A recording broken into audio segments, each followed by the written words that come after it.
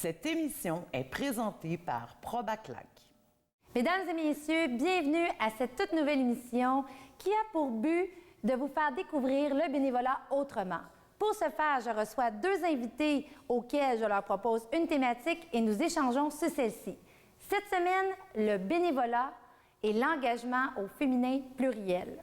Préparez-vous à être informés, à réfléchir, afin d'éveiller le cœur de Bénélove qui sommeille en vous, car du cœur à l'action, je Bénélove.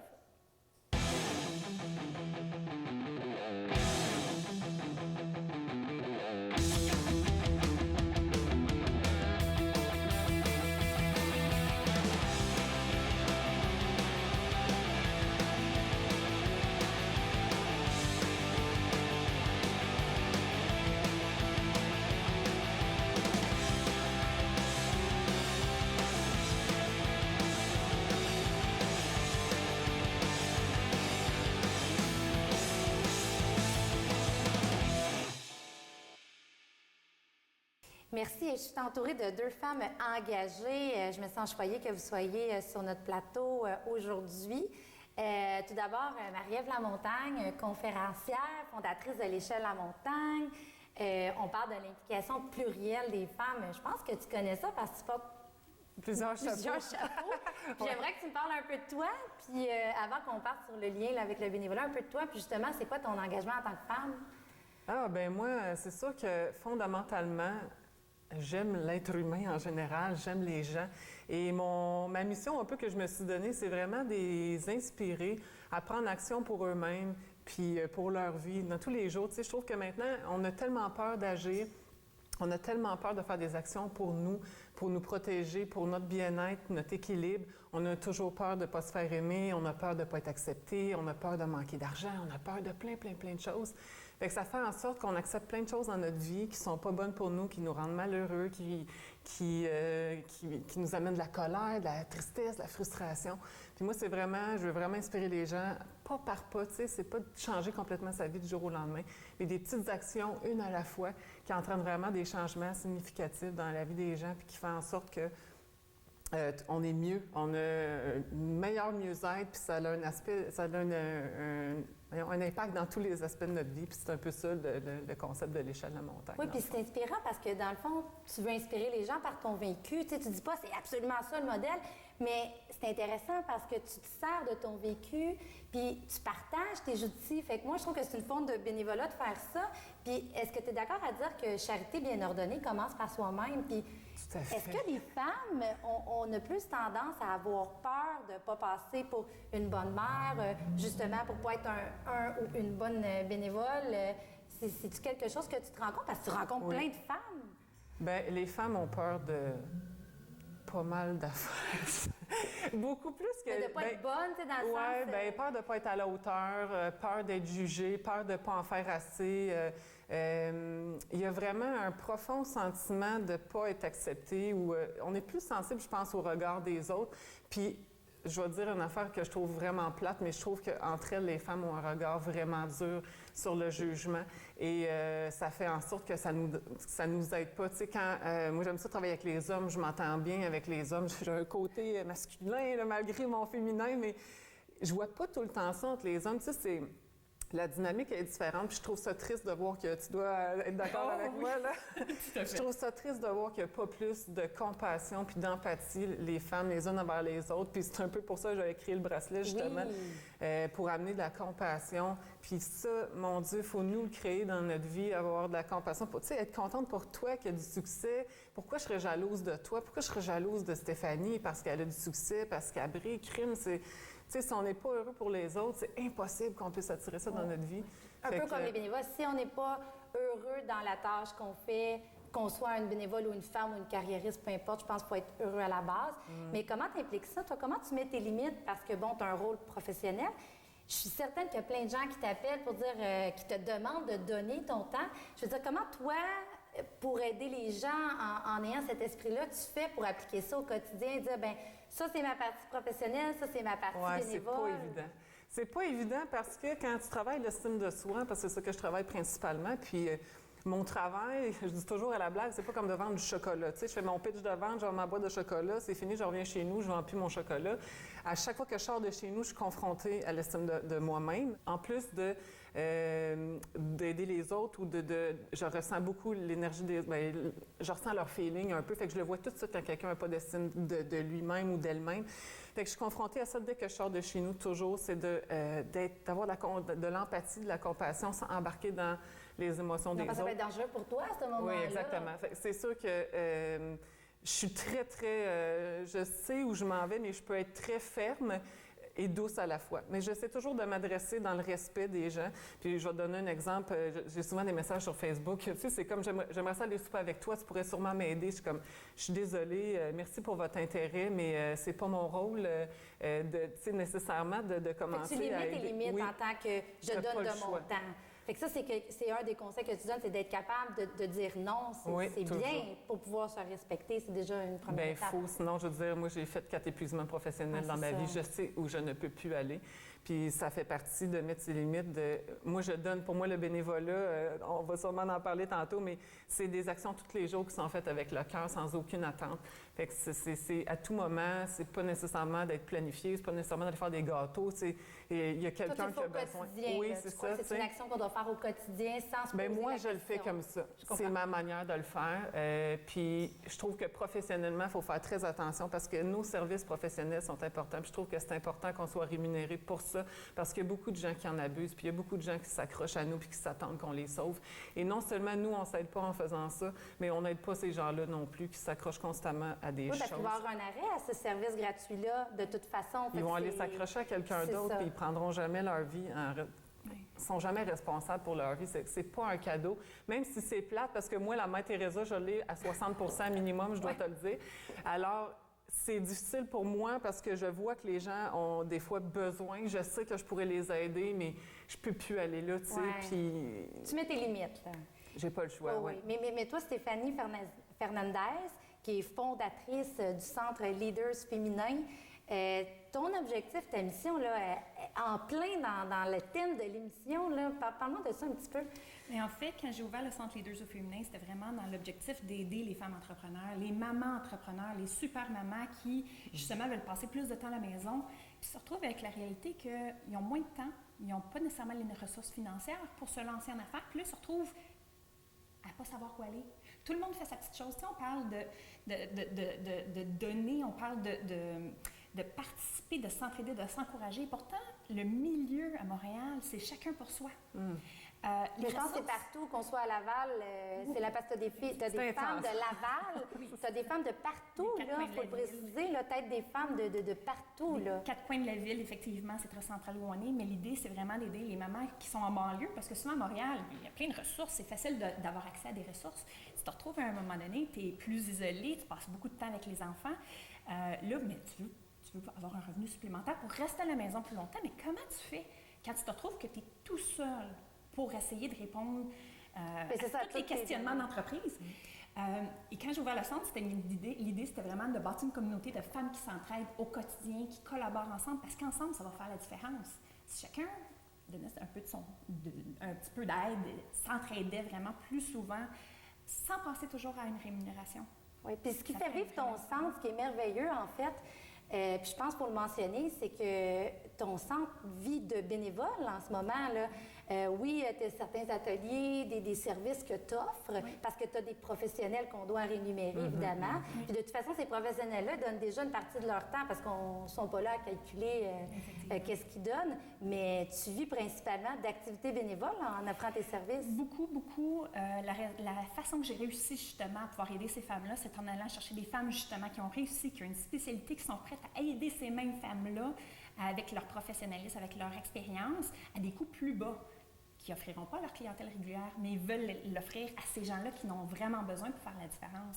Alors, j'ai pu me mentorer dans la dernière année avec ces professionnels-là et qui a fait en sorte que, oui, on a toute une belle équipe de professionnels, de spécialistes dans différents domaines de l'entrepreneuriat, mais il y a aussi une équipe de bénévoles qui ont à cœur la mission du centre et qui donnent de leur temps à travers différentes activités, différents services. Ils peuvent être sur un événement, ils peuvent être en train de faire de la rentrée de données, ils peuvent être dans la gestion quotidienne de l'entreprise, parce que j'ai bien beau être la fondatrice, pour moi, c'est un esprit d'équipe.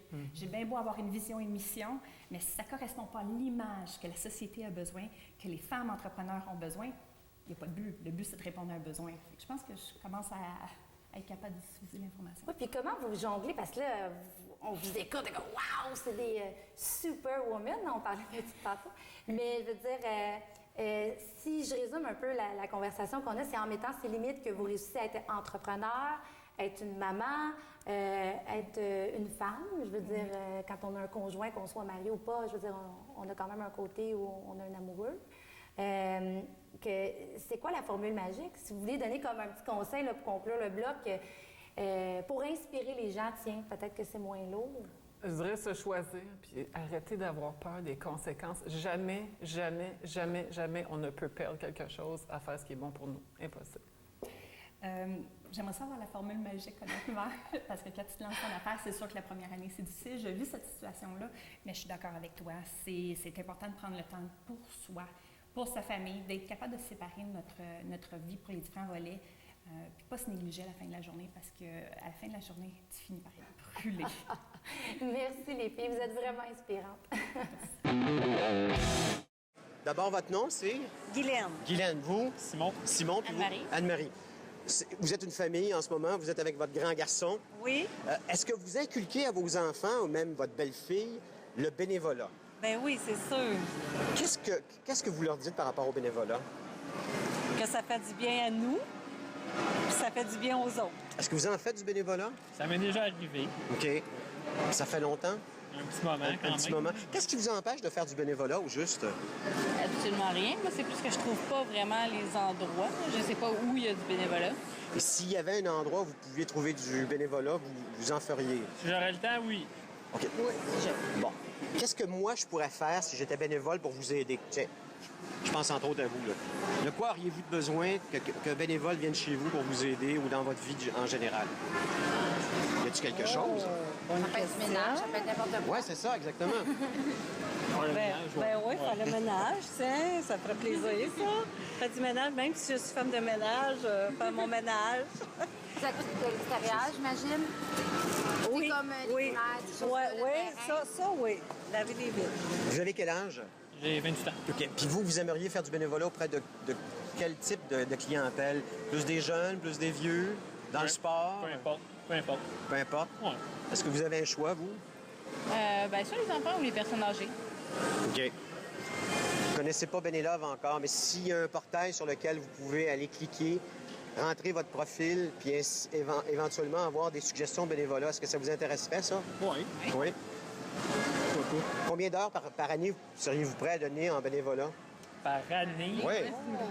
On peut-y aller par semaine, peut-être? Ah ben oui, absolument. Je sais pas, 3-4 heures. 3-4 heures par semaine, c'est beaucoup, c'est déjà énorme. pas pire. C'est absolument énorme. Ben, je vous remercie beaucoup. C'est le bloc de l'émission que je préfère. On se challenge, je vous pose des questions et je veux avoir votre opinion sur le sujet de la semaine qui est l'implication plurielle des femmes.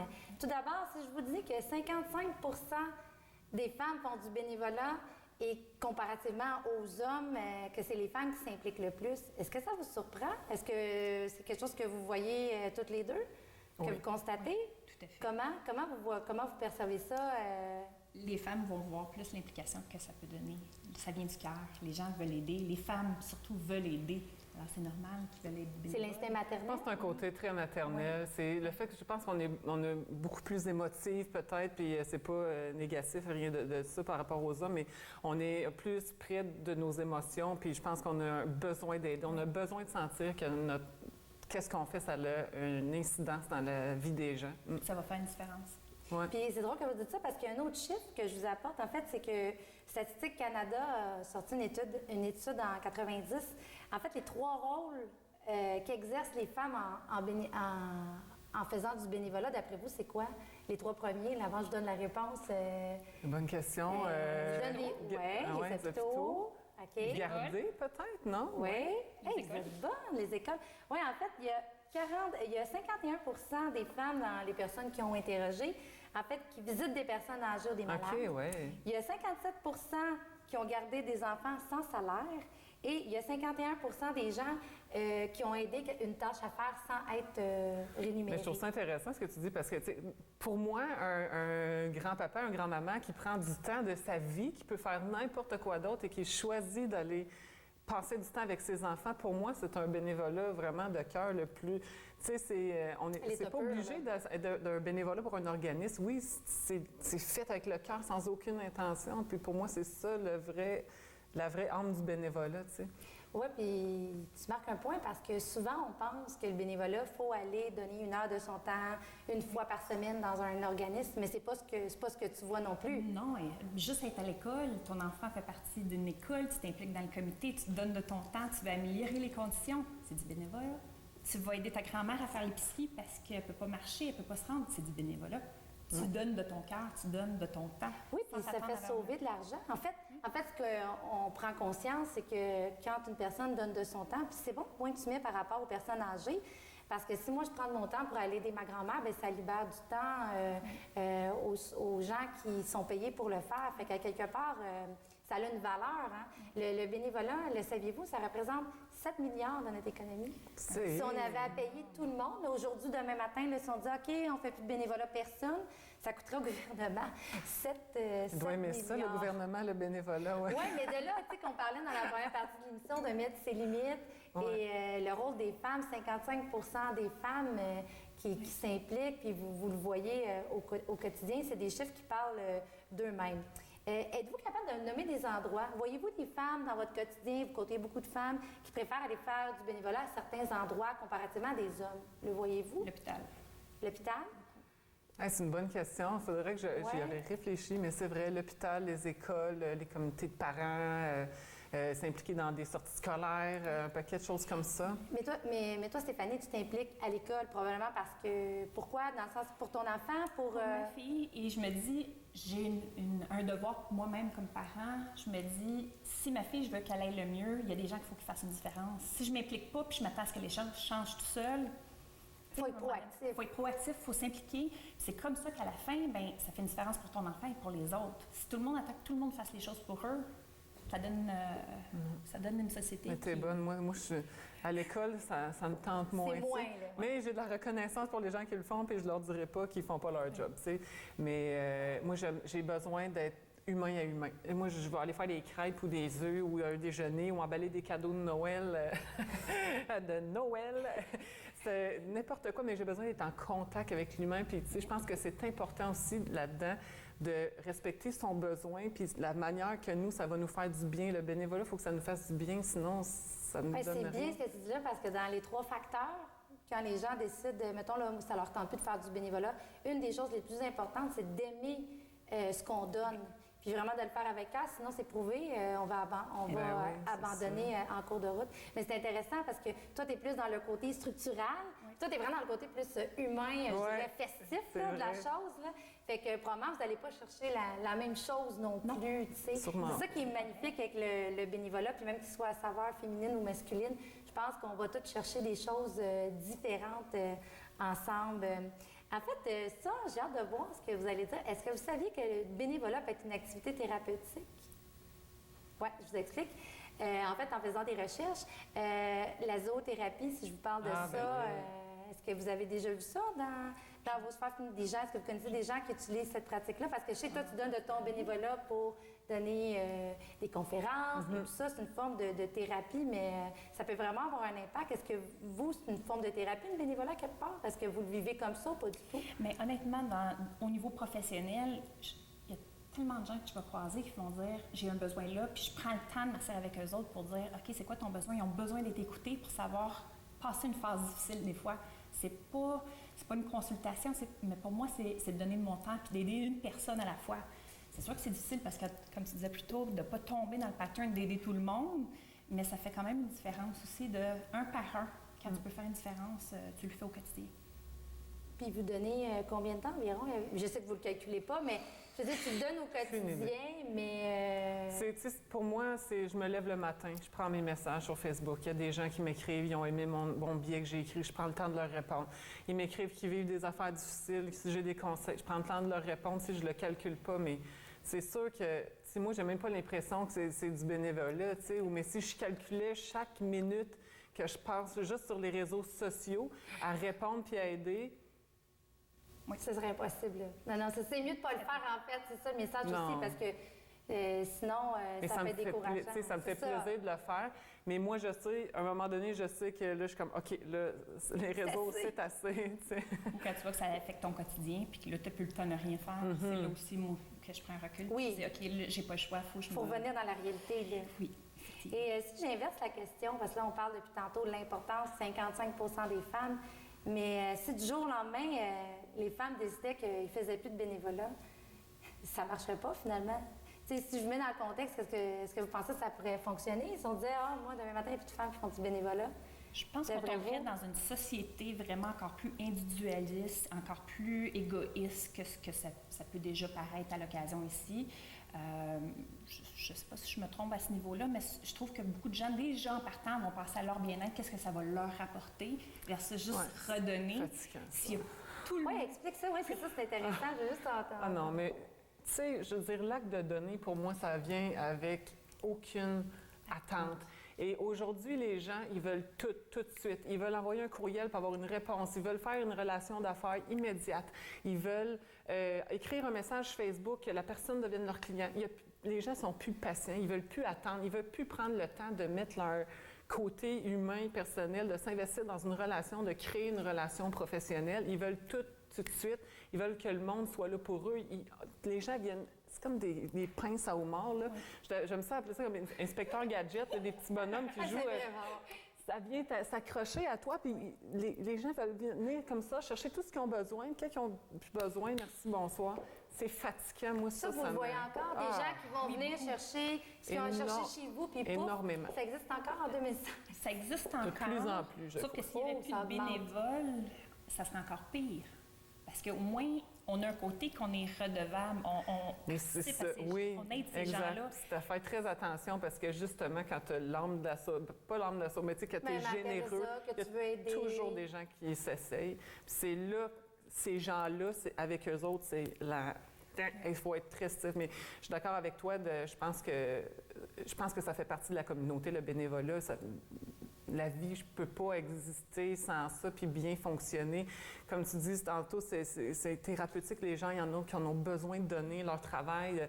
C'est peut-être technique. Ils ont besoin d'apporter. Ils ont besoin d'aller chercher ce côté humain-là. De plus en plus, il va y avoir de besoin, à mon avis, parce que la société est de moins en moins humaine, de plus en plus axée sur l'individualisme. Puis les gens ne prennent plus le temps de développer l'humain. On est pognés sur nos téléphones. Même en famille, là, je veux dire, on s'est tout fait prendre. Là. On se regarde, puis on fait, bien voyons, on va laisser notre téléphone de côté. C'est pas méchamment qu'on le fait, c'est juste qu'il faut en prendre conscience. C'est ça qu'on fait, finalement.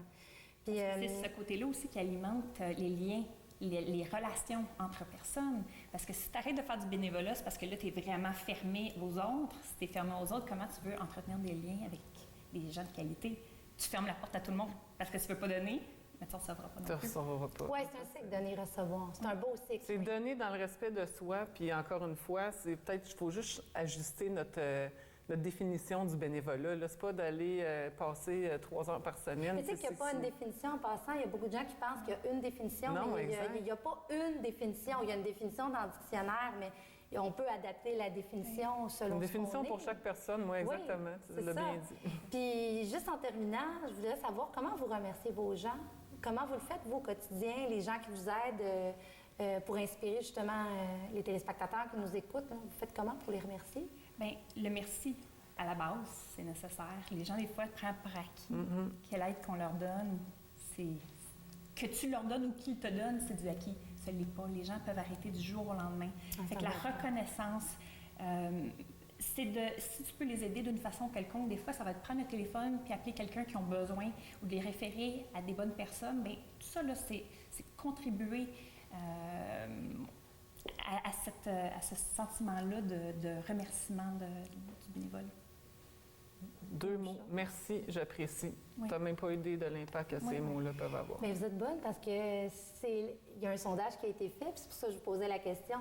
C'est la meilleure manière de remercier un bénévole, ce à quoi le bénévole aiment le plus ou recevoir, c'est un merci. Donc, félicitations. Yeah. On va aller bénélover avec vous. Merci d'avoir été présente sur le plateau. C'était vraiment agréable de vous entendre et j'espère que les gens vont s'inspirer de vos conseils. Vous en avez des bons. Merci à toi. La journée de formation pour les bénévoles lavallois existe depuis 1977 et se déroule annuellement en novembre. Des professionnels de la Ville de Laval et certains collaborateurs y présentent une quinzaine d'ateliers traitant, entre autres, de communication, de leadership, de recrutement et d'encadrement des bénévoles, d'autofinancement, de gestion financière et de bien d'autres sujets d'actualité. Les ateliers présentés s'adressent autant aux bénévoles qu'aux administrateurs des organismes lavallois reconnus. La prochaine journée de formation pour les bénévoles aura lieu le samedi 26 novembre 2016 au campus Laval de l'Université de Montréal. Je vous présente maintenant notre bénévole de la semaine, France Conesa, une employée de Ville de Laval qui est coordonnatrice de l'Autiste Show. À chaque semaine, nous avons une mission pour vous et un concours. Par la même occasion, nous faisons tirer une tablette intelligente à la toute fin de la saison. Et cette semaine, nous avons la question suivante pour vous. Quelle activité de bénévolat faites-vous en famille? Donc, c'est simple, vous vous rendez sur la page Facebook de Bénélove, vous répondez à la question et si vous partagez votre réponse, vous doublez les chances de remporter la tablette intelligente. Sur ce se termine notre émission de cette semaine. C'est un rendez-vous la semaine prochaine pour une autre émission du Cœur à l'action. Je Bénélove.